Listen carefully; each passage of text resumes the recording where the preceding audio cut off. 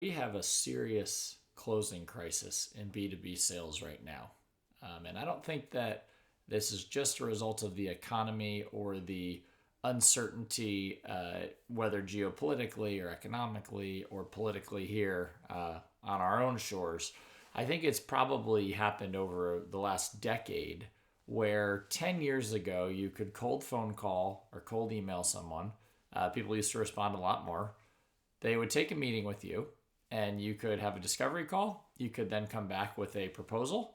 You might be able to bring a reference or a customer testimonial, and then you could conceivably close even $30,000-$40,000 deals with that kind of motion.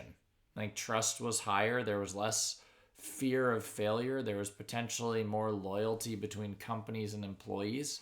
And a lot of that has dissolved. I think you see an employment climate now where companies will lay off 20% of people like it's nothing. Entire entities will dissolve and spin up almost instantly.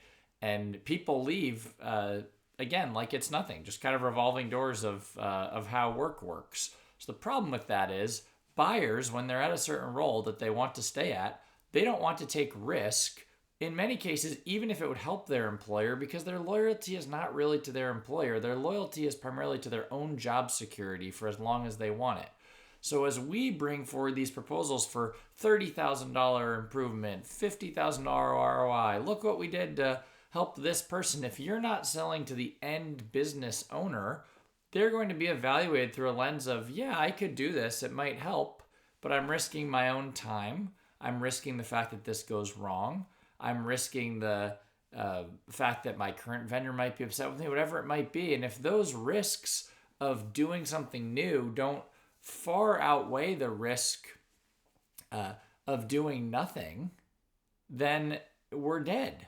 So unless we can say, if you don't do this, it's more likely this bad thing is going to happen than if you do the thing I'm suggesting and it goes wrong, we're just going to get ghosted, stood up, calls moved, not right now.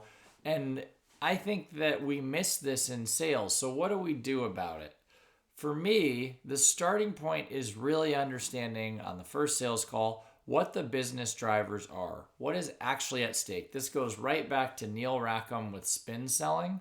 His whole premise of situation, problem, implication of said problem, and then the need, the type of solution, need payoff that they would look for to solve this problem. Unless we can drive that there is an implication, an urgent implication to not solving a problem, we're not dealing with anything. We should walk away, put them in the Substack feed, friend them on LinkedIn, have them on podcasts, send them a book every quarter, and wait until there's an actual problem that they come back to us with. So that's number one. There's only so many real deals. If we have a real deal, I think the key is not to get into our speeds and feeds, not to get into our customer references, not to get into our stats or our process or all these things. Everyone's doing that. They've been doing it for as long as can be, and it's no longer working. People don't trust that just because you put someone as a reference with their face on your website or got a video of them or show an example of a project, it's not enough anymore, because those could just be your friends. They could be your fraternity buddies. You could be paying them on the side. There's a million reasons. So what I have realized is what we need to be able to do is to sit with the customer and say, like, what is the business problem? Once we have a sense of that, we need to be able to line it up side by side and say, these are the risks I see of working with me. This is the worst case scenario. This is how I would maybe have a probability on the worst case scenario, but this is the worst it can get.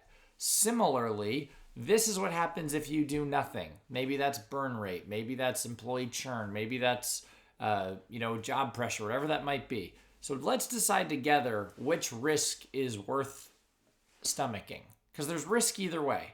If we can do that, I think we'll have much more engaged discussions that are less about the validity of the data we're bringing forward and more about the key driver of urgency, which is risk.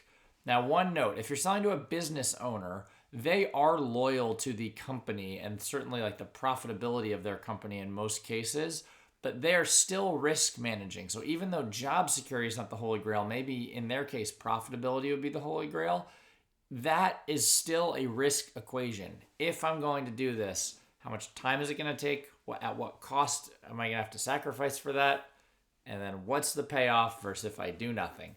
If we start playing there, I think we'll be remarkably more effective. We'll have less deals in our pipeline, but we'll actually be running a playbook that can close them. Just DM me if you want to talk about this. Thanks.